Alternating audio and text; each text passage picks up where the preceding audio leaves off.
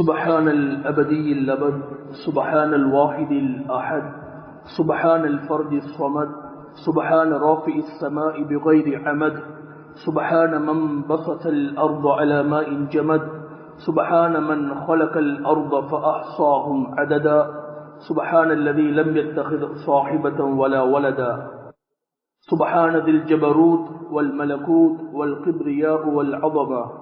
يا رب لك الحمد كما ينبغي لجلال وجهك وعظيم سلطانك يا الله.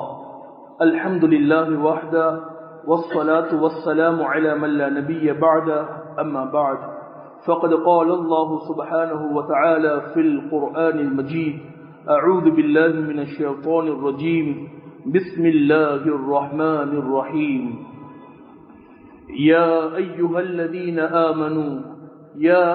الذين آمنوا اتقوا الله حق تقاته ولا تموتن إلا وأنتم مسلمون. وقال الله: يا أيها الذين آمنوا اتقوا الله ولتنظر نفس ما قدمت لغد واتقوا الله إن الله خبير بما تعملون. وقال نبينا حبيبنا كريمنا شفيعنا صلى الله عليه وسلم: إذا أراد الله بعبد خيرا استعمله. قالوا: يا رسول الله وكيف يستعمله؟ قال النبي صلى الله عليه وآله وسلم: يوفقه لعمل صالح قبل موته، أو كما قال صلى الله عليه وآله وسلم.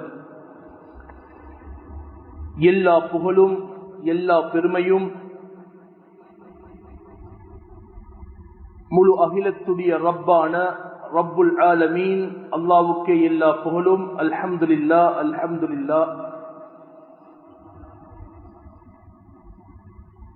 இவ்வுலகத்துக்கு ஜொலித்து வந்த நம் உயிரிலும் மேலான கண்மணி நாயகம் முஹம்மது ஸல்லல்லாஹு அலைஹி வஆலிஹி வஸல்லம் அவர்கள் மீதும், அவர்களின் கண்ணியமான சங்கையான சுன்னாக்களை வாழ்க்கையில் பின்துயர்ந்த அனைவர்கள் மீதும் அல்லாஹ்வின் ரஹ்மத்தும் மக்ஃபிரத்தும் என்றென்றும் உண்டாவதாக.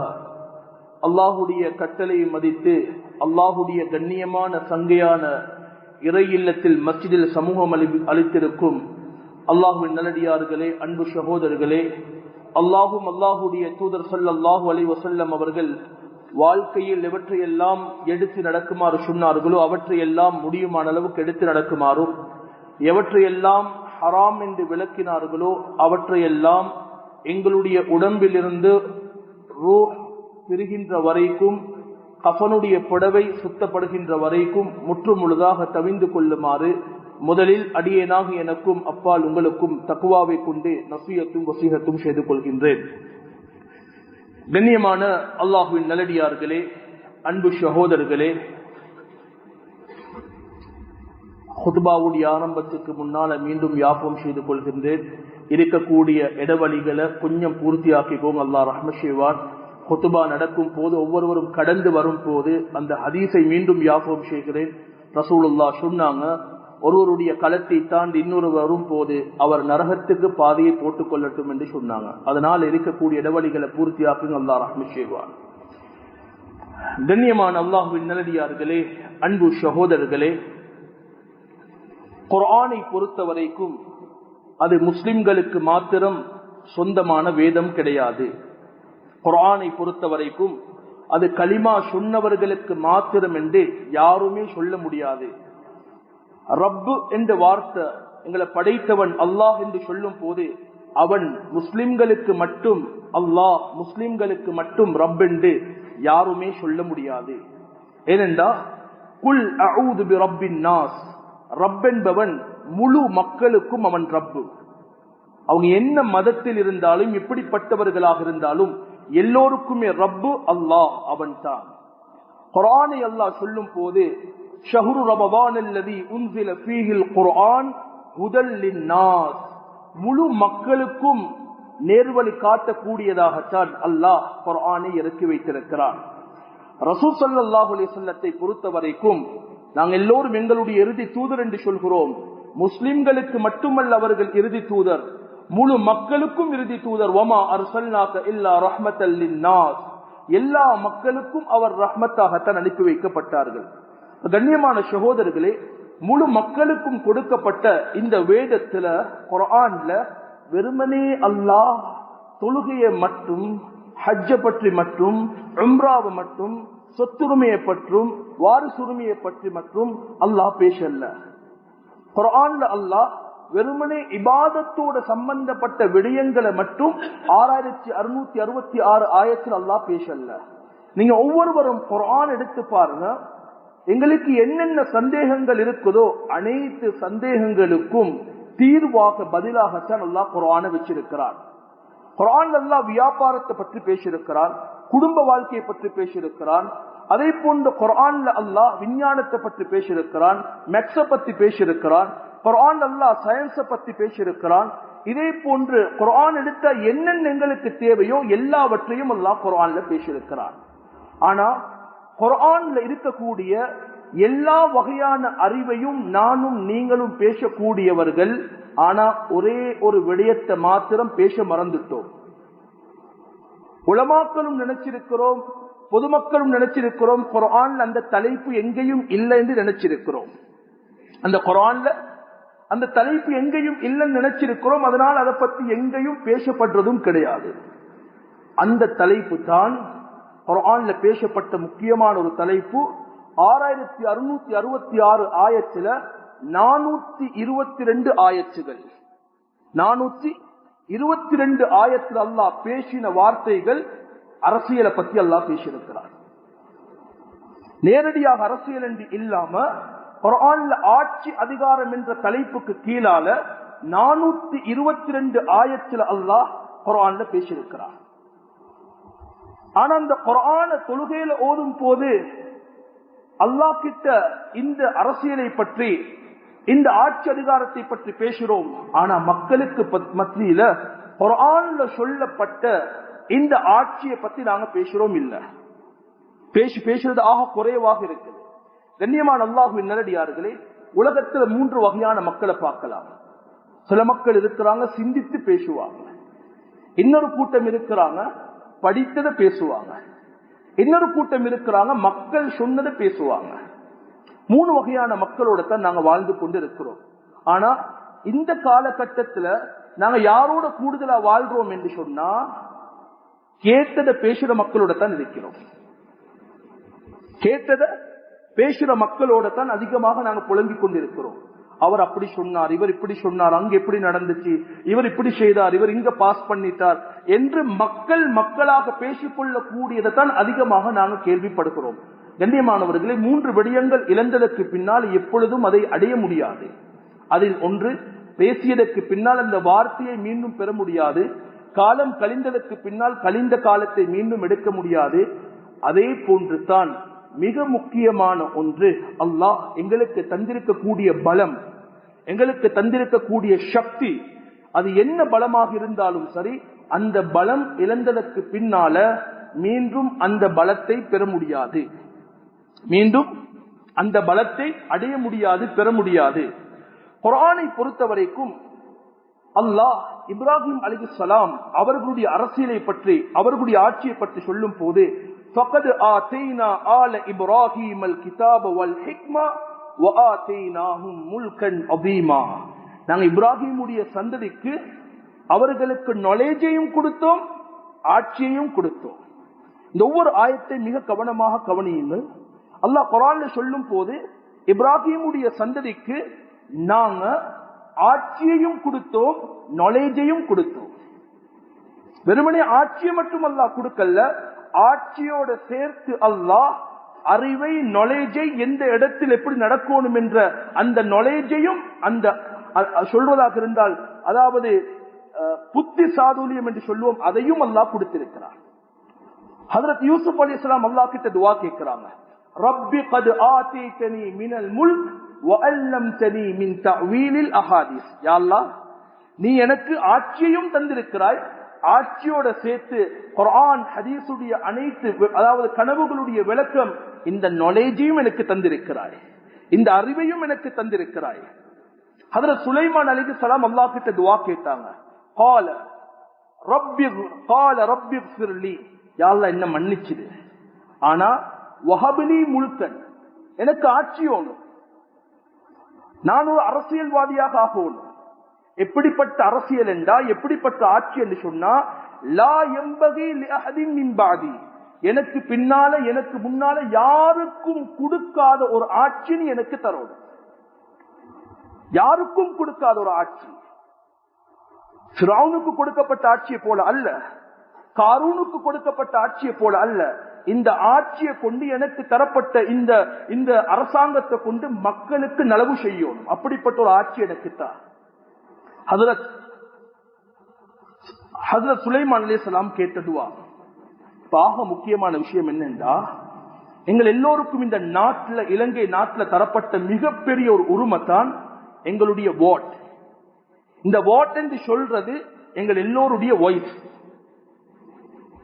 எங்கள் எல்லோருடைய கையில தரப்பட்ட அந்த தாளை மடிச்சு நாங்க பாக்ஸ்ல போட போறோம். பாக்ஸ்ல போட்டு யார் அனுப்ப போறோம் என்றா, எங்களுக்கு முன்னால ஒருவரை வாய்ஸாக பேசக்கூடிய ஒருவர் அனுப்ப போறோம். பேசக்கூடிய ஒருவரை அனுப்ப போறோம். அனுப்பக்கூடியவரை குர்ஆன் என்ன சொல்லுது? இப்ராஹிம் அலைஹிஸ்ஸலாத்தை இந்த சமூகத்துக்கு அல்லாஹ் அரசியல் தலைவராக அல்லாஹ் ஆக்கியது சும்மா அல்ல. இப்ராஹிம் அலைஹிஸ்ஸலாம் காபாவை கட்டினாங்க என்று அல்லாஹ் தலைவராக்கல்ல. இப்ராஹிம் அலைஹிஸ்ஸலாம் அதாவது அல்லாஹுடைய அதாவது பல சிலைகளுக்கு எதிராக, அதாவது பல அல்லாஹ் இறை நம்பிக்கை இல்லாதவர்களுக்கு எதிராக போராடியதற்காக அல்லாஹ் அதை வைத்து மாத்திரம் இப்ராஹிம் அலைஹிஸ்ஸலாத்தை தலைவராக ஆக்கல்ல. இப்ராஹிம் ரப்புஹு பிகலிமாத்தின் ஃபஅத்தம்மஹுன்ன, பல வகையான சோதனைகள் அல்லாஹ் கொடுத்தார். மக்களுக்கு மத்தியில, குடும்ப வாழ்க்கையில, பிள்ளைகளோட, ஊர் மக்களோட, சுப்ஹானல்லாஹ், ஆட்சியாளர்களோட எல்லா வகையான சோதனைகளையும் இப்ராஹிம் அலைஹிஸ்ஸலாம் அந்த ஊர் மக்களோட, அந்த நாட்டு மக்களோட, தன்னுடைய குடும்பத்தோட நடந்து கொள்ற விதத்துல பாஸ் ஆகினாங்க. இப்ப அல்லாஹ் சொல்றான், قال إني جاعلك للناس إماما. இப்ப அல்லாஹ் இப்ராஹிம் அலைஹிஸ்ஸலாத்தை ஒரு தலைவராக, ஒரு அரசியல்வாதியாக அல்லாஹ் ஆக்குறார். எப்ப பாஸ் ஆகுறாங்கன்றா, எல்லா வகையான எக்ஸாம்ல பாஸ் ஆகினதுக்கு பின்னால.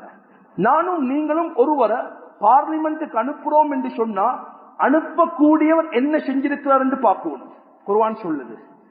நானும் நீங்களும் குரஸ போடுறதுக்கு முன்னால பார்க்கணும், நான் யார அனுப்புறேன், அனுப்பப்படக்கூடியவர் எங்கட ஊருக்கு, எங்கட நாட்டுக்கு, முஸ்லிம் சமூகத்துக்கு என்ன செய்திருக்கிறார், என்ன பேசியிருக்கிறார், இதற்கு முன்னால உள்ள காலத்துல எதை சாதித்திருக்கிறார். கண்ணியமானவர்களை தெளிவாக விளங்கிக்கோங்க. ரசூல் ஸல்லல்லாஹு அலைஹி வஸல்லம் அவங்க 23 வருஷம் ஆட்சி செஞ்சாங்க. 23 வருஷம் ஆட்சி செஞ்சாங்க. அதற்கு பின்னால ஹஜ்ரத் அபூபக்கர் ரலியல்லாஹு அன்ஹு கிட்டத்தட்ட 10 வருஷம் 6 வருஷம் ஆட்சி செஞ்சாங்க. ஹஜ்ரத் உமர் ரலியல்லாஹு அன்ஹு 12 வருஷம் ஆட்சி செஞ்சாங்க. உஸ்மான் ரலியல்லாஹு அன்ஹு ஆட்சி செஞ்சாங்க. அதற்கு பின்னால் அலி ரலியல்லாஹு கிட்டத்தட்ட 40-45 வருஷங்கள், அதாவது குலஃபாக்களுடைய ஆட்சி இருக்குது. ரசூலுல்லாஹுடைய ஆட்சி. இந்த ஆட்சி காலத்துல எங்கேயும் பெண்ணுரிமையை பத்தி பேசப்படல, மதவாதத்தை பத்தி பேசப்படல, இஸ்லாமிக் போபியாவை பத்தி பேசப்படல, சம உரிமையை பற்றி பேசப்படல. அதாவது மற்ற மக்களுடைய உரிமைகள் பேணப்படல் என்று பேசப்படல. எந்த ஒரு கிதாப்ல நீங்க பார்க்க மாட்டீங்க. ரசூலுல்லாஹுடைய ஆட்சி காலத்துக்கு கீழே முஸ்லிம்களுக்கு மட்டும் ரசூலுல்லாஹ் தலைவராக, அரசியல்வாதியாக இருக்கல்ல, அவங்களுக்கு கீழே யூதர்களும் இருந்தாங்க, கிறிஸ்தவர்களும் இருந்தாங்க, எந்த மதத்தையும் ஏற்காத, அதாவது ஏத்திஸ்டும் இருந்தாங்க, முனாஃபிக்களும் இருந்தாங்க. அதே போல ஆராபிகள், அதாவது காட்டுவாசி என்று சொல்லுவோம், கிராமப்புற அப்படிப்பட்ட மக்களும் இருந்தாங்க. ரசூலுல்லாஹுடைய ஆட்சி காலத்துல முஃமின்களும் இருந்தாங்க. ஆனா யாரும் எந்த ஒரு இடத்திலையும் சொல்லல, இந்த ஆட்சியாளர் எங்களுக்கு அநியாயம் செய்கிறார் என்று சொல்லி எந்த ஒரு கிதாபிலையும் பார்க்க மாட்டீங்க. ரசூல் ஸல்லல்லாஹு அலைஹி வஸல்லம் அவர்கள் அனைவரையும் சேர்த்துத்தான் ஆட்சி செய்தார்கள். அதற்கு பின்னால் அபூபக்கர் ரலியல்லாஹுடைய ஆட்சி, ஹஜ்ரத் உமருடைய ஆட்சி, ஹஜ்ரத் உஸ்மானுடைய ஆட்சி, ஹஜ்ரத் அலியுடைய ஆட்சி ரலியல்லாஹு அன்ஹும் அஜ்மஈன். இந்த எந்த ஒரு ஆட்சியிலையும் நன் முஸ்லிம்களுக்கு அநியாயம் செய்யப்பட்டதாக நீங்க எங்கேயும் பார்க்க மாட்டீங்க. ஆனால் அதற்கு பின்னால வந்த, இப்ப நாங்க பெருசாக பேசுறோம் இஸ்லாமிய சாம்ராஜ்யம், இஸ்லாமிய ஹிலாஃபத் என்றெல்லாம் பெருசாக பேசுறோம். அப்பாசியாக்கள், உஸ்மானியர்கள், அதே போல உமையாக்களுடைய ஆட்சி என்று பெருசாக பேசுறோம். ஆட்சி செய்தார்கள் 1000 வருஷம், 600 வருஷம், 700 வருஷம் ஆட்சி செய்தார்கள். அந்த ஆட்சி இன்று பேசப்படுவதா இல்ல. ரசூலுல்லாஹ்வுடைய ஆட்சி பேசப்படுவது, 4 குலஃபாக்களுடைய ஆட்சிகள் பேசப்படுவது, அந்த ஆட்சிகள் இன்று பேசப்படுவதில்லை, குறைவு. பெருமையாக சொல்றோம், ஸ்பெயின்ல கிட்டத்தட்ட 800 வருஷங்கள் ஆட்சி செய்தார்கள், இந்தியாவில மோலாயர்கள் கிட்டத்தட்ட 1000 வருஷங்கள் ஆட்சி செய்தார்கள் எல்லாம் பெருமையாக பேசுறோம். ஆனா ஏன் அந்த ஆட்சிகள் பேசப்படுவதில்லைண்டா, எப்ப ஒற்றுமையை இழந்தாங்களோ அந்த ஆட்சிகளை அல்லாஹ் சுக்குநூறு ஆக்கினார். இந்த நாட்டில் இருக்கக்கூடிய நோமல் உதாரணமா 20 லட்சம் முஸ்லீம்கள் என்றா 20 லட்சம் முஸ்லீம்களுடைய பிரச்சனை உண்டு தான். எல்லா வகையான மக்களுக்கும் பல வகையான பிரச்சனைகள் இருந்தாலும் முஸ்லிம் சமூகம் என்று வரும் போது பிரச்சனை உண்டு தான். ஆனா அந்த பிரச்சனைகளை பேசக்கூடிய தலைவர்கள் இன்னைக்கு துண்டு துண்டாக பிரிந்ததினால அந்த வாய்ஸ் அந்த சத்தம் எடுப்படுவது இல்லை. அந்த சத்தம் எங்களுடைய வாட் போடப்பட்ட அதனுடைய தாக்கம் எடுப்படுவது இல்லை. கண்ணியமான சகோதரர்களே, அல்லாஹ் நடிகார்களே, நானும் நீங்களும் எங்களுடைய வாக்க போடும் போது அது சாதாரணமான ஒன்று, பின்னால் அதை பத்தி பேசுவன். அதாவது நாங்க யார அனுப்புறோம் என்பதை தெளிவு செய்யணும். ஆக முக்கியமான ஒரு சம்பவம், கண்ணியமான அல்லாஹ்வின் நல்லடியார்களே, குர்ஆன் சொல்லுது எப்பொழுதும் உங்களோட ஒற்றுமையை இழந்துடவான். நீங்க யாராக இருங்க, எந்த கட்சியாக இருங்க, எந்த நிறமாக இருங்க, யாரும் எந்த கட்சிக்கும் ஏசவான. ஒரு கட்சி மற்ற கட்சிக்கு, பொதுமக்கள் அந்த கட்சி இந்த கட்சி, எந்த கட்சிக்கும் ஏசவானம் முடியும் என்ற துவா செய்வோம், எல்லாத்தையும் மௌனமாக இருப்போம். நாங்க எதுல காட்ட வேண்டும் என்று சொன்னா, எங்களுக்கு தரப்பட்ட அந்த ஓட்ல தான் நாங்க யார் என்பதை காட்டுவோம். அவருக்கு ஏசி நாங்க பாவத்தை சம்பாதிக்கிறது அல்ல, இவருக்கு ஏசி நாங்க பாவத்தை சம்பாதிக்கிறது அல்ல. 2 பேருக்கு மத்தியில கண்ணியமான சகோதரர்களே, அல்லாஹ் நல்லடியார்களே, எப்ப முஸ்லிம் சமூகத்துடைய ஒற்றுமை இழக்கப்படுமோ அந்த இடத்துல வல்லாஹி அல்லாஹ்ட உதவி ஒரு நாளும் இருக்காது. அல்லாஹ்ட உதவி ஒரு நாளும் இருக்காது. ஹஜ்ரத் உமர் இப்னு கத்தாப் ரலியல்லாஹு அன்ஹு முஆத் இப்னு ஜபல் ரலியல்லாஹு அன்ஹு அவங்களை பார்த்து சொல்லுவாங்க, இந்த முஆத் இப்னு ஜபல் மட்டும் இல்லைண்டா இந்த உமர் ரலியல்லாஹு அன்ஹு எப்பயோ அழிஞ்சிருப்பாங்க. ஹலக உமர், இந்த உமர் நாசமா போயிருப்பாரு. இந்த முஆத் இப்னு ஜபல் ரலியல்லாஹு அன்ஹு மட்டும் இல்லைண்டா, இந்த முஆத் இப்னு ஜபல் ரலியல்லாஹு அன்ஹுடைய அட்வைஸ் எனக்கு இல்லைண்டா இந்த உமர் ரலியல்லாஹு அன்ஹு எப்பயோ அழிஞ்சிருப்பாங்க. இந்த முஆத் இப்னு ஜபல் யாரு தெரியுமா? நல்ல நாலேஜ் உள்ள, நுணுக்கம் உள்ள, எங்கட மொழியில சொல்றதாக இருந்தா நல்ல அரசியல்வாதி, நல்ல ஒரு ரசூலுல்லாஹ் தன்னுடைய ஆட்சி காலத்துல சில சஹாபாக்களை பார்த்து தான் உங்களை நேசிக்கிறேன் என்று சொன்னாங்க. நாங்க எல்லோரும் சொல்லுவோம் ரசூலுல்லாவை நேசிக்கிறோம் என்று. ரசூலுல்லாஹ் முஆத் இப்னு ஜபலை பார்த்து சொன்னாங்க, முஆத், அல்லாஹ்வுக்காக நான் உங்களை நேசிக்கிறேன் என்றாங்க. ரசூலுல்லாஹ் ஒருவரை பார்த்து நேசிக்கிறேன் என்று சொன்னாங்க என்றா அவர் எப்படிப்பட்ட சஹாபியாக இருப்பார்? அவங்க அனுப்பினாங்க யமனுக்கு. தந்த ஆட்சி காலத்துல வேறொரு ஊருக்கு கவர்னராக அனுப்பினார் என்று சொன்னா அது முஆத் இப்னு ஜபல் மட்டும்தான். ஹஜ்ரத் உமர் ரலியல்லாஹு அன்ஹு சொன்னாங்க, ஒரு ரூமை காட்டி சஹாபாக்களை பார்த்து கேட்டாங்க, இந்த ரூமுக்குள்ள உங்களுக்கு என்ன இருந்தா நல்லமென்னு நினைக்கிறீங்க? ஒரு சஹாபி சொன்னாரு, ரூம் ஃபுல்லா தங்கம் இருக்கணும், நான் அல்லாஹ்வுட பாதையில செலவழிக்கணும். இன்னொரு சொன்னாரு, இந்த ரூம் ஃபுல்லா திர்ஹம் இருக்கணும், அதை நான் அல்லாஹ்வுட பாதையில செலவழிக்கணும். ஆனா உமர் ரலியல்லாஹு அன்ஹு சொன்ன வார்த்தை டிஃபரண்டாக இருந்துச்சு. சொன்னாங்க, இந்த ரூம் ஃபுல்லா உபைத் இப்னு ஜர்ராஹ், முஆத் இப்னு ஜபல போல சஹாபாக்கள் நிறைஞ்சிருக்கணும், அவங்களை கொண்டு முழு உலகத்துக்கும் அனுப்பி நான் வேலை வாங்கணும், நல்ல தலைவர்கள் உருவாக்கணும் என்பதை ஹஜ்ரத் உமர் ரலியல்லாஹு அன்ஹு அவர்கள் இதன் மூலமாக சொல்லி காட்டுறாங்க. கண்ணியமான அல்லாஹ்வின் நல்லடியார்களே, அன்பு சகோதரர்களே, குர்ஆனுடைய சட்டத்தை யாருக்கும் மாற்றேலா. ஆனா மாற்றக்கூடிய சிலர்கள் உருவாகினா அதை பேசக்கூடியவர்கள் உருவாகும். குர்ஆனுடைய சட்டத்தை, ஹதீஸுடைய சட்டங்களை யாருக்கும் மாற்றேலா. இந்த நாட்டை பொறுத்த வரைக்கும் தனியார் சட்டம் என்று இருக்கும் போது அது எங்களுக்கு மட்டுமல்ல, எங்களோட தமிழ் சகோதரர்களுக்கும் இன்னும் தனியாக சட்டம் இருக்குது, பௌத்த சகோதரர்களுக்கும் தனியான சட்டம் இருக்குது. ஆனா அந்த சட்டங்கள் எங்கேயும் பேசப்படுற காரணம், பேசப்பட்டா பேசக்கூடிய மக்கள் இருக்கிறாங்க, அந்த சட்டங்களுக்கு எதிராக பேசக்கூடிய மக்கள் இருக்கிறாங்க. ஆனா இஸ்லாமிய வக்ஃப் சொத்தை பற்றி பேசினா, நிக்காவை பத்தி, டிவோர்ஸ பத்தி, முஸ்லிம்களுடைய அதாவது வாரிசுரிமையை பற்றி, வாரிசு சொத்தை பற்றி பேசினா அது எப்பொழுதுமே ஒரு தலைப்பாக பிரச்சனையாக இருக்குது. என்ன ரீசன்? அதை சரியாக பேசக்கூடிய தலைவர்கள் இல்லை. பேசக்கூடிய இடங்கள்ல சரியான தலைவர்கள் இல்ல. கண்ணியமான வமல்லம் யஹ்கும் பிமா அன்ஸலல்லாஹ், அல்லாஹ்வுடைய சட்டத்தை யாருக்கும் மாத்தலாம். மாத்தினா அவனை அல்லாஹ் சொல்லும் போது வாலிம் என்று சொல்றான், ஃபாசிக் என்று சொல்றான், காபிர் என்று சொல்றான். இது நான் சொல்லல, குர்ஆன் சொல்லுது. அநியாயக்காரன், கெட்டவன், அவன் இறை மறுப்பாளர் என்று சொல்லி குர்ஆன் அவரை எச்சரிக்கை செய்து. அன்னை காலங்கள்ல நாங்க பார்க்கிறோம் கண்ணியமானவர்களை, நிறைய லாயர்ஸ்மார், நிறைய நல்லவர்கள், படித்தவர்கள் இந்த சட்டங்கள் மாற்றப்படும் போது நெஞ்சை முன்னால வைத்து அதாவது அதற்கு எதிராக பேசினார்கள். நான் என்ன சொல்லணும்டா, ஹஜ்ரத் அதாவது இமாம் அஹ்மது ரஹ்மத்துல்லா அவர்கள், இமாம் அஹ்மது ரஹ்மஹுமுல்லா பல வருஷங்கள் ஜெயில அவருடைய காலத்தை கழிச்சது எதற்கு என்று சொன்னா, குர்ஆனுக்கு எதிராக சிலர்கள் பேசின நேரத்தில் அவர்கள் பயப்படவில்லை, முன்னால வந்து ஹக்கை பேசினார்கள். பல வருஷம் ஜெயில காலத்தை கழிச்சாங்க.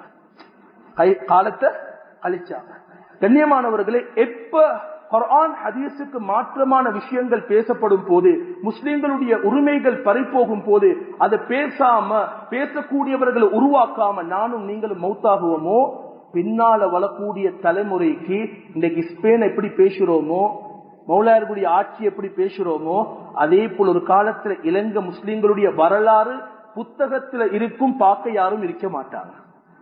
அதை பார்க்க யாரும் இருக்க மாட்டாங்க. ஹைர் அல்ஹம்துலில்லாஹ். அடுத்தது எப்பொழுதும் நாங்க பார்க்கணும், நான் போடக்கூடிய வாக்கு, நான் மார்க் பண்ணக்கூடிய அந்த கிராஸ் யாருக்கு மார்க் பண்றேனோ, நான் செலக்ட் பண்ணக்கூடியவர் முதலாவது இதா ஹத்தஸ கதிப, பேசினா பொய் பேசுறாரா என்று பார்க்கணும். பேசினா கொடுக்க வாக்குக்கு மாறு செய்யறாரா, நம்பினா மோசடி செய்யறாரா, இந்த 3 ஹதீஸையும் வச்சு பார்க்கணும். எத்தனை மேடைகள்ல பேசியிருக்கிறாரு, பேசினதற்கெல்லாம் எத்தனை புத்தகங்கள் வெளியிடப்பட்டிருக்குது, எத்தனையோ முறைகள வீட்டு வாசல்ல நோட்டீஸ்கள் போடப்பட்டிருக்குது, அந்த வாக்குகள் இலங்கையில முஸ்லிம்களுக்கு நிறைவேற்றப்பட்டிருக்குதா நாங்க பார்க்கிறோமா? இன்னைக்கு நிறைய வீடுகளை சொல்றாங்க, முதலாவது அதை எடுத்து குப்பையில தான் போட்டுறாங்க. கேட்டை திறந்தா முதலாவது ஹஸ்ரத் முன்னுக்கே யார் யாருடையோ வந்து விழுவுது. சிலவங்க சொல்றாங்க ஏதோ அல்ஹம்துலில்லாஹ் குப்பைகளை சேர்த்து பத்த வைக்கிறதுக்கு உதவுது என்றாங்க, குப்பைகளை பத்த வைக்கிறதுக்கு உதவுது என்றாங்க. கண்ணியமானவர்கள் இல்ல, எடுத்து படிக்கணும். என்ன சொல்லப்படுவது, என்ன சொல்லப்பட்டிருக்குது, என்ன செய்யப்பட்டிருக்குது, இந்த மார்க்கம் சொல்லுது, குர்ஆன் பேசுது. கண்ணியமான சகோதரர்களே, முதலாவது இந்த 3ஐயும் பார்க்கணும்.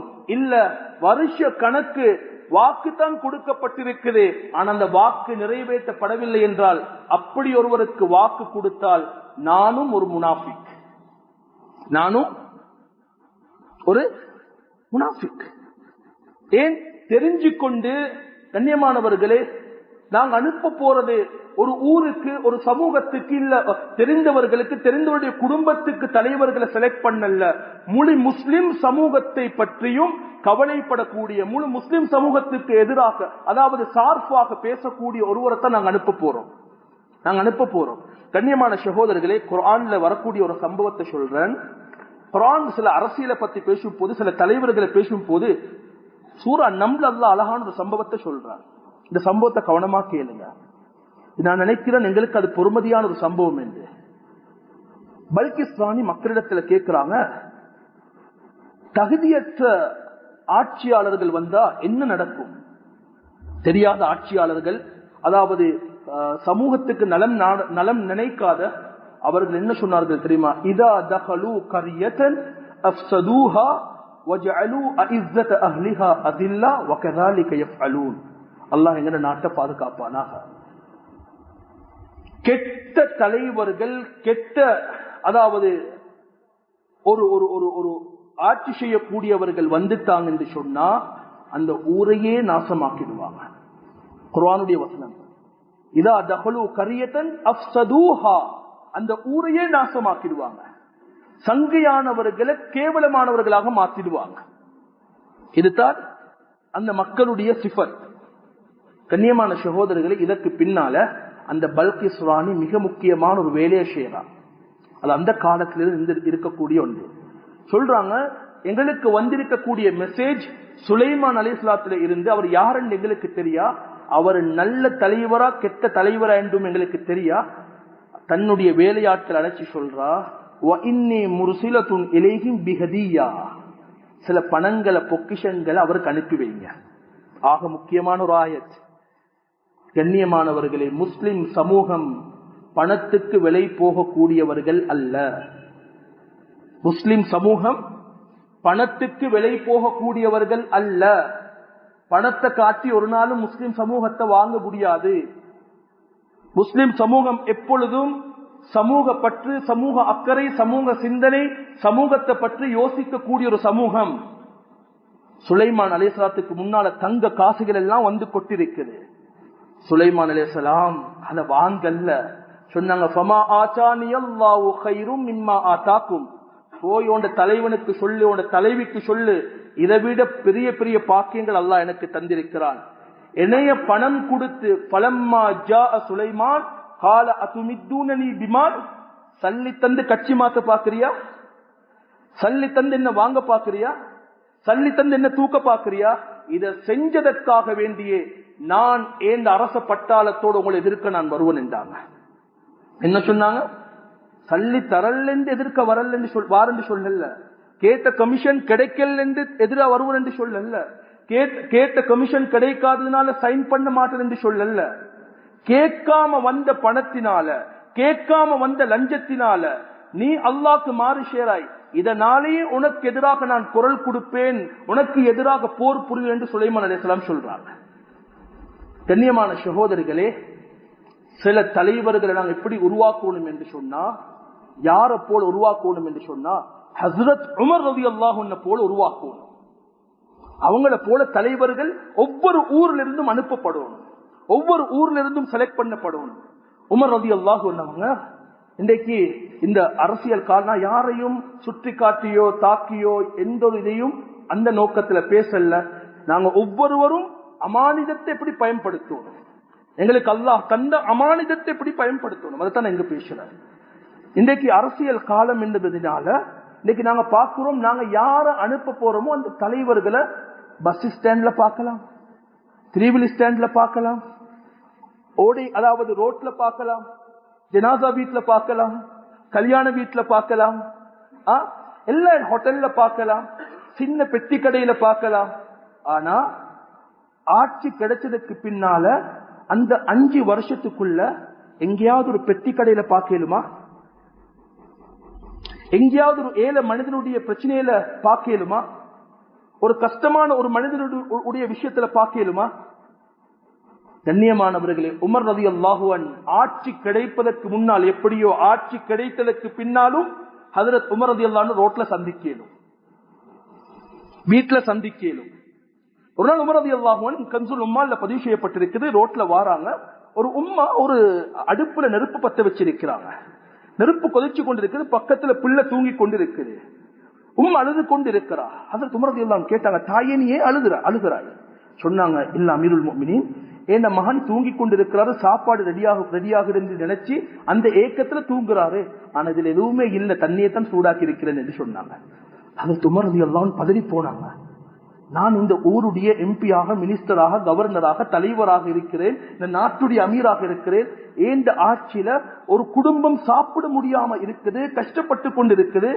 போறாங்க, தன்னுடைய எல்லா வேலையாட்களையும் அழைச்சி சொல்றாங்க, பொருட்களை கொஞ்சம் எடுங்க, ஈச்ச பழத்தை, ஜெய்தூன் எல்லாம் எடுத்து மூட்டை கட்ட சொல்றாங்க. கட்டிட்டு என்ன சொல்றாங்கன்றா, தண்ட முதுகுல வைக்க சொல்றாங்க. எங்க வைக்க சொன்னாங்க? தனக்கு கீழே ஆயிரக்கணக்கான பேர் வேலைக்கு இருக்கிறாங்க, சொன்னாங்க ஏன முதுகுல வைக்க. அங்க வேலை செஞ்சவங்க கேட்டாங்க, ஹஜ்ரத் உமர், நீங்க நாட்டுடைய தலைவர், உங்களோட முதுகுக்கு மேல வச்சு கொண்டு போறது கொஞ்சம் சரியில்லையே, அழகில்லை. சொன்னாங்க, நாளைக்கு இந்த குடும்பத்தை பத்தி அல்லாஹ் விசாரிக்கும் போது உங்களுக்கிட்ட கேட்க மாட்டான், எனக்கிட்ட தான் கேட்பான். இவங்க ஏன் பசியாக இருந்தாங்க என்று சொல்லி உங்களுக்கிட்ட அல்லாஹ் கேட்க மாட்டான், எனக்கிட்ட தான் கேட்பான். அதனால ஏந்த முதுகுல வைங்க. கண்ட கையாலேயே சமைச்சு அந்த குடும்பத்துக்கு கொடுத்து மன்னிப்பு கேட்டுட்டு வந்தாங்க. இந்த தலைவர்கள் உருவாகும், இந்த தலைவர்கள் உருவாகும். சயீத் இப்னு ஆமிர் ரலியல்லாஹு அன்ஹு அவங்கள ஹிம்ஸ் நாட்டுக்கு கவர்னராக உமர் ரலியல்லாஹு அன்ஹு அனுப்புறாங்க. வருஷம் லிஸ்ட் அனுப்புவாங்க, ஏழை மக்களுடைய லிஸ்ட் அனுப்புங்க, நான் ஜகாத் அனுப்புறேன் என்று சொல்லுவாங்க. இப்ப லிஸ்ட் வந்திருக்கிறது ஹிம்ஸ் நாட்டிலிருந்து. அதற்கென்று போடப்பட்டவர்கள் கிட்டத்தட்ட ஒரு 100கணக்கான மக்களுடைய பேர்களை ஹஜ்ரத் உமர் ரலியல்லாஹு அன்ஹுடைய பைத்துல் மாலுக்கு அனுப்பியிருக்கிறாங்க. பேர்களை வாசிச்சு கொண்டே வாராங்க. கேட்கிறாங்க, சயீத் என்று இருக்குது, இவர் யாரு? சயீத் இப்னு ஆமிர் என்று இருக்குது, இவர் யாரு? ஹஜ்ரத் உமரை பார்த்து சொன்னாங்க, வந்த மக்கள் எங்கட நாட்டுடைய கவர்னருடைய பேரையும் எழுதியிருக்கிறோம். யாரு? ஒரு நாட்டுடைய கவர்னருடைய பேர் ஃபகீருடைய ஜகாத்துடைய லிஸ்ட்ல இருக்குது. உமர் ரலியல்லாஹு அன்ஹு மாலையா கண்ணீர் வடிச்சாங்க. நான் அனுப்பின கவர்னருடைய நிலைமை இப்படி இருக்குது, எந்த பொது சொத்தையும் கை வைக்கல, எந்த பொது சொத்திலையும் கை வைக்கல. ஆனா அதே நேரத்தில் சில கம்ப்ளைண்ட்டும் வந்திருக்குது. சொன்னாங்க, சயீத் இப்னு ஆமிர் ரலியல்லாஹு அன்ஹு பத்தி சில கம்ப்ளைண்ட் இருக்குது. என்ன? 4 கம்ப்ளைண்ட் சொன்னாங்க, 4 குற்றச்சாட்டுகளை சொன்னாங்க. உடனே சயீத் இப்னு ஆமிர் ரலியல்லாஹு அன்ஹு அவங்கள ஹிம்ஸ்ல இருந்து வர சொன்னாங்க உமர் ரலியல்லாஹு அன்ஹு. ஏன்? நான் நியமிச்ச ஒருவர், நான் வாக்கு நம்பிக்கையாக கொடுத்து அனுப்பின ஒருவர் மீது குற்றச்சாட்டு வந்திருக்கிறது, விசாரிக்கிறாங்க. முதலாவது குற்றம் என்ன? இல்ல, அவரு கொஞ்சம் சூரியன் உதிச்சதற்கு பின்னால்தான் வேலைக்கு வாராரு. 2வது கம்ப்ளைண்ட் என்ன? அவரை இரவேல மீட் பண்ணவே ஏதா. 3வது, மாசத்துல ஒரு நாள் வாராரே இல்ல, மாசத்துல ஒரு நாள் வாராரே இல்ல, மாசத்துல ஒரு நாள் தான், மற்ற நாள் எல்லாம் புத்துவத்தில் இருக்கிறார். பார்லிமெண்ட் சிட்டிங்ல வந்து ஒரு நாள் தான் இருக்கிற, மற்ற நாள் ஒன்றிலும் இல்ல. முஸ்லிம் சமூகத்துடைய பிரச்சனையை பேச இவர் ஒரு நாள் தான் வரல. 4வது, திடீர் மயங்கி விழுவாரு. சொல்லுங்க, இந்த 4க்கும் பதில் என்ன? சொன்னாங்க, அமீருல் முஃமினீன், நான் கவர்னர் தான், ஆனா ஏந்த மனைவிக்கு வேலை செஞ்சு கொடுக்க, வீட்டுடைய வேலை செய்ய எனக்கு ஒரு வேலையாளி இல்ல, பைத்துல் மாலுடைய பணத்துல கை வைக்கலா, நான் தான் எல்லா வேலையும் செஞ்சுட்டு கொஞ்சம் 10-10:30 போல வேலைக்கு வாரேன். சார், 2வது, இரவையில் உங்களை மீட் பண்ணலாம் இல்ல, நான் லுஹர்ல இருந்து இஷா வரைக்கும் டைம் கொடுத்திருக்கிறேன் மக்களுக்காக, இரவையில நான் ரப்புக்கு டைம் கொடுத்திருக்கிறேன், அந்த டைம்ல எனக்கு மக்களுக்கு டைம் கொடுக்கலாம், அது அல்லாஹ்க்கு கொடுக்க வேண்டிய டைம். 3வது, மாசத்துல ஒரு நாள் லீவ் எடுக்கிறீங்க, என்ன ரீசன்? எனக்கு இருக்கிறதே 2 ஜுப்பா, 1 ஜுப்பா தான், அது ஒரு நாளாவது கழுகி காய போடுறேன், உடுப்பில்ல, அதனால தான் மாசத்துல ஒரு நாள் லீவ் எடுக்கிறேன். திடீரென்று மயங்கி விழுவுறீங்க. சொன்னாங்க, ஹுபைப் ரலியல்லாஹு அன்ஹு சிலுவையில் அறையப்பட்டு கொலை செய்யப்பட்டாங்க, நான் பார்த்து கொண்டிருந்தேன், அவங்கள காப்பாற்ற இல்லாம போயிடுச்சு, அந்த யாபம் வரும் போதெல்லாம் நான் மயங்கி கீழே விடுவேன் அல்லாஹ்வுடைய பயத்தால. உமர் ரலியல்லாஹு அன்ஹு சொன்னாங்க, நான் நியமிச்ச ஆட்சியாளர், நான் அனுப்பி செலக்ட் பண்ணி அனுப்பினர் வீணா போகல, நல்லொருவரைத்தான் அனுப்பியிருக்கிறேன்.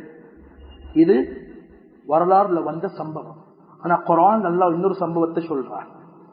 நாங்க பார்லிமெண்ட்டுக்கு யார் அனுப்புறோமோ எனி டைம் எங்களுடைய பிரச்சனைகளை, ஊருடைய பிரச்சனைகளை, சமூகத்துடைய பிரச்சனைகளை பேசக்கூடிய ஒருவராக இருக்கணும், பேசக்கூடிய ஒருவராக இருக்கணும்.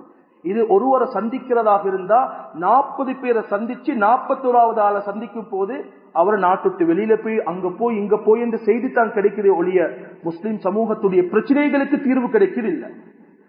ஒரு முஸ்லிம் சமூகத்துக்கு திடீர்னு ஒரு ப்ராப்ளம் வரும் போது ஒரு ஊரு, ஒரு மஹல்லா, ஒரு மஸ்ஜிதுடைய தலைவர்கள் சேர்ந்து அந்த ஊருடைய யார் அனுப்பி வச்சோமோ அவரை டைரக்டா மீட் பண்ணக்கூடிய அளவுக்கு அந்த தொடர்புகள் இல்லை என்று சொன்னா அது இந்த இஸ்லாமிய உம்மத்துக்கு கிடைச்ச சாபம், முஸ்லிம் சமூகத்துக்கு கிடைச்ச சாபம். நாங்க இன்றைக்கு எல்லோரும் ஒரு சூரா ஓதிருப்போம், சூரா கஹஃப், சூரத்துல் கஹஃப் நானும் நீங்களும் எல்லோரும் ஓதிருப்போம். ஆனா அந்த சூரா கஹஃப்ல அல்லாஹ் ஒரு மினிஸ்டரை பத்தி சொல்றான், ஒரு அரசியல்வாதியை பத்தி அல்லாஹ் பேசுறான். ஒரு ஊர்ல யஜூஜ் மௌஜூதுடைய தொல்லை, கியாமத்துடைய அடையாளம் யஜூஜ் மௌஜூத் வெளியாகுவாங்க. இந்த யஜூஜ் மௌஜூதுடைய தொல்லை அந்த காலத்தில் இருக்குது. வாராங்க, யாருக்கிட்ட வாராங்க? அந்த நாட்டுடைய மினிஸ்டர், நாட்டுடைய தலைவர் கிட்ட வாராங்க. காலு யாதல் கர்னைன், ஏ கர்னைன், துல்கர்னைன் கிட்ட வராங்க. வந்து சொல்றாங்க, இன்ன யஜூஜ வ மஅஜூஜ முஃப்ஸிதூன ஃபில் அர்த், நாங்க உங்களை செலக்ட் பண்ணிருக்கிறோம், ஆனா இந்த யஜூஜ் மௌஜூதுடைய தொல்லை பெரிய தொல்லையாக இருக்குது, எங்களுக்கு நிம்மதியாக இருக்கேலா, நிம்மதியாக வாழேலா, நிம்மதியாக விவசாயம் செய்யலா, நிம்மதியாக தூங்கேலா, இந்த பூமியில அட்டூழியம் செய்யறாங்க, எங்களுக்கு தீர்வோணும், முடியுமான தீர்வுகள் உடனே செஞ்சு கொடுக்கணும். ஆனா இன்றைய நிலைமை முடியுமான தீர்வுகளும் சில நேரங்கள் அந்த தீர்வை வச்சு அரசியல் செய்யப்படுவது, முடியுமாக செய்ய முடியுமான தீர்வுகளை வச்சு இவர் செய்ய போன அவர் வெற்றிட்டது, அவர் செய்ய போன இவர் வெற்றிட்டது, சைன் பண்ண விட்றல்ல. ஆளும் கட்சி இருக்கும் போது ஆளாத கட்சி வெற்றிட்டது. சமூகத்துக்கு தேவையான ஒன்றை செய்யும் போது யார் அதை வெற்றி விடுவார்களோ, தெளிவாக ரசூலுல்லாஹ் சொன்னாங்க, நாளை மறுமையில் அப்படிப்பட்டவர்களுடைய முகத்தை அல்லாஹ் பார்க்க மாட்டான். தண்ணீரை தடுத்த ஒருவனுடைய முகத்தையே அல்லாஹ் பார்க்க மாட்டார் என்று சொன்னார். ஒரு சமூகத்துடைய தேவை வரும் போது அதை வைத்து அரசியல் செய்யும் போது அவர்களை ஒரு போதும் அல்லாஹ் பார்க்க மாட்டான். ஆனால் எல்லா வேலைகளையும் நாங்க செலக்ட் பண்ணி அனுப்பினவர்களுக்கு செய்ய முடியும்னு நினைச்சிலும் வாங்க. சில வேலைகளை அவர்களோட சேர்ந்து நாங்களும் செய்யணும். இதையும் குர்ஆன் சொல்லுது. ஒருவர் அனுப்பிட்டோம், அவர் தான் எல்லாமே செய்யணும் எதிர்பார்ப்போம் மேலா, அந்த ஊருடைய மக்கள் சேர்ந்து அவரோட சில வேலைகள் செய்யணும். ஆனா ஜுல்கர்னைன் ரஹ்மஹுல்லாஹ் சொன்னாங்க, சரிவாப்பா நான் வேலையை செஞ்சு தாரேன், எனக்கு தனியா செய்யலா, நீங்களும் சேர்ந்து வாங்க, சேர்ந்து செய்வோம். குர்ஆன் சொல்லுது, சூரா கஹ்ஃப் எடுத்து பாருங்க, தர்ஜுமா எடுத்து பாருங்க. ஊர் மக்களும் அந்த தலைவரும் சேர்ந்து ஒரு தடுப்பு சுவரை கட்டுறாங்க. கட்டிட்டு சொல்றாங்க, கால ஹாதா ரஹ்மத்தும் மிர் ரப்பி, இது அல்லாஹ்வுடைய ரஹ்மானுடைய ரப்புடைய ரஹ்மத், ஆனா இது ஒரு நாள் உடைஞ்சு கீழே விழும் என்றாங்க. அப்ப ஒரு நாட்டுடைய தலைவரை டைரக்டா மீட் பண்ணக்கூடிய அளவுக்கு தான் அந்த காலத்துல இருந்து நல்ல மக்கள் வாழ்ந்திருக்கிறாங்க. கண்ணியமான சோழி, இப்ப என்ன சொல்ல வாரேன்டா, இப்ப நாங்க எங்கட வாக்க கிராஸ் பண்ண போறோம். எங்கட ஓட் அது ஒரு வாய்ஸ். இப்ப இது அமானிதம். நிறைய மக்கள் சொல்றதை கேட்கிறோம், நாங்க இந்த ஹசரத் வாக்கு போட்டுறல்ல, போட்டு என்ன செய்ய இல்ல. இது ஆக முக்கியம். இது எங்களுக்கு தரப்பட்ட அமானிதம். வாக்கை பொறுத்த வரைக்கும் உலமாக்கள் அந்த வாக்க 4 விதமாக சொல்றாங்க. ஒன்று ஷஹாதத், 2வது ஷஃபாஅத், 3வது வகாலத், 4வது அமானத். இந்த 4ம் சேர்ந்து தான் எங்கட கையில தரப்பட்ட அந்த மெல்லிய தாள். ஷஹாதத், ஷஃபாஅத், வகாலத், அமானத். ஷஹாதத் என்றா என்ன? நாங்க ஒருவரை சாட்சி அளிக்க போறோம். இவரை யா அல்லாஹ் நான் நம்பி சாட்சி அளிக்கிறேன். குர்ஆன் சொல்லுது, வலா தக்துமு ஷஹாதா, உங்களுக்கு தரப்பட்ட சாட்சிய நீங்க மறைக்க வேண்டாம். யாரு சாட்சிய ஷஹாதத்தை மறைப்பாங்களோ, வமை யக்துமுஹா ஃபஇன்னஹு ஆஸிமுன் கல்பு, அல்லாஹ் பாவி என்று சொல்றான் அவங்கள. நான் போடல என்ன குர்ஆன் சொல்லுது, பாவி என்று. நான் இந்த வாக்க பாவிக்கல்லாட்டி நான் ஒரு பாவி. அப்ப குர்ஆன் சொல்லுது, எங்களுக்கு தரப்பட்ட வாக்கு பயன்படுத்தப்பட வேண்டும், அந்த ஓட் கிராஸ் பண்ணப்பட வேண்டும். 2வது ஷஃபாஅத், நான் ஒருவரை பரிந்துரை செய்றேன், மாஷா அல்லாஹ் இவர் ஊருக்கு நிறைய சேவை செஞ்சிருக்கிறாரு, இல்ல என்ன வாப்பட கட்சி, என்ன உம்மட கட்சி, என்ன நானட கட்சி, நிறைய எக்ஸ்போர்ட் இம்போர்ட்டுக்கு இவர் உதவி செஞ்சிருக்கிறாரு, நிறைய போலீஸ் கேசஸ் வரும் போது இவர் எனக்கு ஹெல்ப் பண்ணிருக்கிறாரு. இல்ல இல்ல, அந்த நியத்துல நாங்க வாக்கு போட்டோம், அல்லாஹ் பாதுகாக்கணும். ஸல்லல்லாஹு அலைஹி வஸல்லம் சொன்ன ஒரு ஹதீஸ சொல்றேன். ரசூல் ஸல்லல்லாஹு அலைஹி வஸல்லம் சொன்னாங்க, அநியாயம் செய்யக்கூடிய ஒருவர் இருக்கும் போது அந்த அநியாயத்தை தடுக்கல் என்றா பாதிக்கப்படக்கூடியவர் ஒருவர் அல்ல, முழு உம்மத்தும் பாதிக்கப்படுவாங்க. ஸல்லல்லாஹு அலைஹி வஸல்லம் சொன்னாங்க. திருமிதியில வருது, அபூதாவுல வருது, உம்மத் முஸ்லிம் உம்மத்தும் பாதிக்கப்படும். சோதனைக்கு எல்லோருமே முகம் கொடுக்க வேண்டிய வரும். அதனால ஸல்லல்லாஹு அலைஹி வஸல்லம் சொன்ன இந்த ஹதீஸை யாஃபத்துல வெச்சுக் கொள்வோம். ஷஹாதத், ஷஃபாஅத், நாங்க பரிந்துரை செய்யும் போது யார பரிந்துரை செய்வோம் என்றதை யோசிப்போம். 3வது வகாலத், ஏந்த மகளை நான் என்ன மருமகண்ட கையில் ஒப்படைக்கும் போது நான் வக்கீலாக நிற்கிறேன், இவர் வக்கீல். அதே போல நான் பார்லிமெண்ட்டுக்கு வயசாக அனுப்புறவர், நான் பேசணும், எனக்கு பேசல, அதற்காக நான் யா அல்லாஹ் இவரை வக்கீலாக அனுப்பி வைக்கிறேன், இவரை வக்கீலாக அனுப்பி வைக்கிறேன். இந்த 3ம் சம்பந்தப்படுவது அனுப்பி வைக்கப்படக்கூடிய தலைவருக்கு. 4வது அமானத், எனக்கு தரப்பட்ட அமானிதத்தை நான் நிறைவேற்றணும். சிலவங்க சொல்றாங்க 10 வருஷம் 15 வருஷம் நான்டா போட்டே இல்ல ஹஸ்ரத், நான் வாக்கு போடுறதே இல்லை. இல்ல, நாளைக்கு அதுக்கு ஜவாப் சொல்லுவோம். ஆனா இப்ப வாக்கு போட முன்னால் என்ன செய்யறது? வாக்க போடுறதுக்கு இன்னல்லாஹு யஅமுருக்கும் அன் துஅத்துல் அமானா, உங்களோட அமானிதத்தை நிறைவேற்றுகின்ற குர்ஆன் சொல்லுது. இப்ப வாக்கு போடுறதுக்கு முன்னால ப்ளீஸ் பண்ணி சொல்றேன், நான் ஒரு கடை வாங்க போறேன், ஒரு வாகனம் வாங்க போறேன், ஒரு போன் வாங்க போறேன், 2 ரக்காத் தொழுதுட்டு தான் வாங்குறேன். ஆனா ஒரு தலைவரை செலக்ட் பண்ணும் போது ஏன் 2 ரக்காத் தொழுதுட்டு போக முடியாது? முதலாவது, வியாழக்கிழமை கிராஸ் பண்ண போறோம் என்றா வீட்டுல குடும்பத்துல நல்ல மக்களோட உட்கார்ந்து மஷூரா பண்ணுங்க, நாங்க யாருக்கு எங்கட வாக்கு போடுவோம், மஷூரா ஆக முக்கியம். யார செலக்ட் பண்ணுவோம்? எனக்கு தெரியும் சில மக்கள் பாவம், பொம்பளையில் பாவம், யாருக்கு போடுறது தெரியும். மாப்பிள்ள போற வாக்குல சொல்றாரு, ஏதாவது வந்து கிராஸ் பண்ணிடுங்க, மாப்பிள்ள சொல்றாரு உனக்கு விருப்பமானது போடுங்க, சில பெண்கள் சொல்றாங்க நாங்க 7-8க்கு மார்க் பண்ணிட்டு வந்தோம், 7-8க்கு கிராஸ் பண்ணிட்டு வந்தோம். சில பெண்களுக்கு போட தெரியா, பிள்ளைகள் எங்கட குமர் பிள்ளை எங்கட வாலிப்பு பிள்ளை எதுக்கு போடணும்னு தெரியா. இல்ல, குடும்பம் உட்காருங்க. நாங்க முழு மக்களையும் முழு மனித சமூகத்தையும் இலங்கையில வாழக்கூடிய எல்லா மக்களையும் பார்த்து யோசிப்போம். இதற்கு முன்னால யாரு பார்லிமெண்ட்ல குரல் கொடுத்தாங்க, பேசினாங்க, முஸ்லிம் சமூகத்துடைய பிரச்சனைகளை தனக்கு வரக்கூடிய பிரச்சனைகளாக பார்த்தாங்க, மஷூரா பண்ணுங்க. அப்ப இவருக்கு போடுவோம் என்று முடிவு செய்யப்பட்டதற்கு பின்னால 2வது நீங்க செய்ய வேண்டிய வேலை இஸ்திகாரா தொழுங்க. இஸ்திகாரா தொழுதுட்டு யார நீங்க இப்ப செலக்ட் பண்ணிருக்கிறீங்களோ இஸ்திகாராவுடைய துவால அவருடைய பேரை சொல்லுங்க. யா அல்லாஹ், நான் முஹம்மது என்பவரை செலக்ட் பண்ணிருக்கிறேன், இவர் ஹைரண்டா நீ ஓகே பண்ணு, இவரது ஷர்ரிருந்தா இவரை நீ செலக்ட் பண்ணிடாது. எங்க அமானிதன் இப்ப அல்லாஹ்ட கையில ஒப்படைச்சிட்டோம். நான் கிராஸ் பண்ண போறேன், நான் அல்லாஹ் கிட்ட சொல்லிட்டு தான் கிராஸ் பண்ண போறேன். 3வது வியாழக்கிழமை போக போறோம், முடியும் என்றா சுன்னத்தான நோம்ப பிடிச்சி போய் வாக்கு போடுவோம்.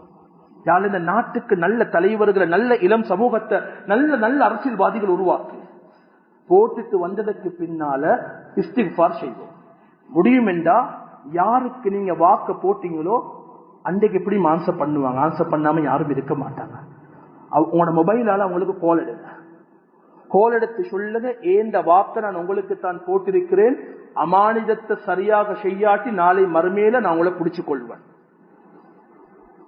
நாளை மறுமையில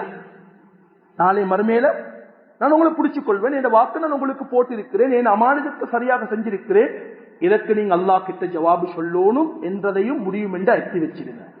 அல்லாஹ் எங்கள் எல்லோருக்கும், எங்களுடைய மக்களுக்கு, இலங்கையில வாழக்கூடிய எல்லா மக்களுக்கும் நல்ல தலைவர்களை, நல்ல நல்ல மக்கள் அல்லாஹ் எங்களுக்கு தலைவர்களாக ஆக்கி தருவானாக. முஸ்லிம் சமூகத்தையும் மாற்று மத இனத்தவர்களுடைய அவர்களுக்கு சார்பாகவும் குரல் கொடுக்கக்கூடிய நல்ல சமூகத்தை அல்லாஹ் நீ உருவாக்கி தருவாயாக. எல்லா கெடுதியான தலைவர்களை விட்டு எங்களையும் எங்களுடைய சமூகத்தை நீ பாதுகாப்பாயாக. யா அல்லாஹ், உன் குர்ஆனுக்கும் ஹதீஸுக்கும் எதிராக எந்தொன்றும் நடக்காமல் எந்த ஒன்றுக்கும் சார்பாக நடக்கக்கூடிய எந்த ஒரு தலைவர்களையும் எங்களுக்கு சாட்டி விடாதே யா அல்லாஹ். நல்ல மக்கள் உருவாக்கிறியா அல்லாஹ். இலங்கையில வாழக்கூடிய எல்லா மக்களும், எல்லா இன மக்களும் ஒற்றுமையாக, சந்தோஷமாக, மகிழ்ச்சியாக, நிம்மதியாக, புரிந்துணர்வோடு வாழக்கூடியவர்களாக ஆக்கிறியா அல்லாஹ். யாரும் யாருக்கும் அநியாயம் செய்யாமல், அநீதி இழைக்காமல் யா அல்லாஹ் வாழக்கூடியவர்களாக ஆக்கிறியா அல்லாஹ். எந்த தவறு கண்டாலும், எந்த ஒரு குற்றத்தை கண்டாலும், எந்த ஒரு பாதையில அழுக்குகளை கண்டாலும், எந்த மக்களுக்கு இடையூறு செய்யக்கூடியதை கண்டாலும் ரசூலுல்லாஹ் எந்த முறையில் அமைய சொன்னாங்களோ அந்த முறையில் அமையக்கூடியவர்களாக எங்கள் ஆக்கிறியா அல்லாஹ். அதே போலயா அல்லாஹ், எல்லா ஆட்சியாளர்களுடைய உள்ளமும் உன்னுடைய கையிலையா அல்லாஹ். யா அல்லாஹ், நீ எங்களுக்கு எதிராக மட்டும் திருப்பி வச்சிடாதையா அல்லாஹ், எங்களுக்கு எதிராக நீ திருப்பி வச்சிடாதையா அல்லாஹ். ஆட்சியாளர்களுடைய உள்ளங்களையா அல்லாஹ் முஸ்லிம் சமூகத்துக்கும் மற்ற இன மக்களுக்கும் சார்பாக நலவாக திருப்பி வச்சிரியா அல்லாஹ். இந்த நாட, இந்த இலங்கை என்ற திருநாட பரக்கத்துள்ள நாடாக ஆக்கிறியா அல்லாஹ். கடன் இல்லாத ஒரு நாடாக ஆக்கிறியா அல்லாஹ். எல்லா மக்களும் யா அல்லாஹ் பசிக்கு சாப்பிடக்கூடிய ஒரு நாடாக ஆக்கிறியா அல்லாஹ். கையேந்த கூடிய ஒரு நாடாக நீ ஆக்கி வச்சிடாதையா அல்லாஹ். அதிலேயும் குறிப்பாக இலங்கையில் இருக்கக்கூடிய மதரசாக்கள், மஸ்ஜிதுகள், முஸ்லிம் சமூகத்துடைய வியாபாரங்களை நீ பாதுகாக்கிறியா அல்லாஹ். இதை கொண்டு நிறைய நல்ல வேலைகளை, நல்ல திட்டங்களை செய்யக்கூடிய நல்ல மக்களை நீ உருவாக்கிறியா அல்லாஹ்.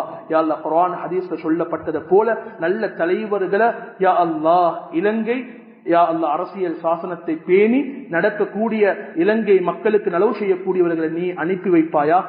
யா அல்லாஹ், உன்னிடத்துல கையேந்து கேட்கிறோம், எல்லா விடயங்களிலும் நீயே பொறுப்பாக இருப்பாயாக. வஅலல்லாஹி ஃபல்யதவக்கலில் முஃமினூன், முஃமின்களுக்கு நீ எப்படி பொறுப்புதாரியோ யா அல்லாஹ் அதே போல யா அல்லாஹ் இந்த அப்பாவி மக்களாக எங்களுக்கும் நீ பொறுப்பாக இருப்பாயாக. நாளை மறுமையில ஸல்லல்லாஹு அலைஹி வஸல்லம் அவர்களோட ஜன்னத்துல் ஃபிர்தௌஸுக்கு நுழையக்கூடிய அந்த உயர்வான பாக்கியத்தை எங்கள் எல்லோருக்கும் தந்தருள் புரிவாயாக. வஆகிரு தஅவானா அல்ஹம்துலில்லாஹி ரப்பில் ஆலமீன்.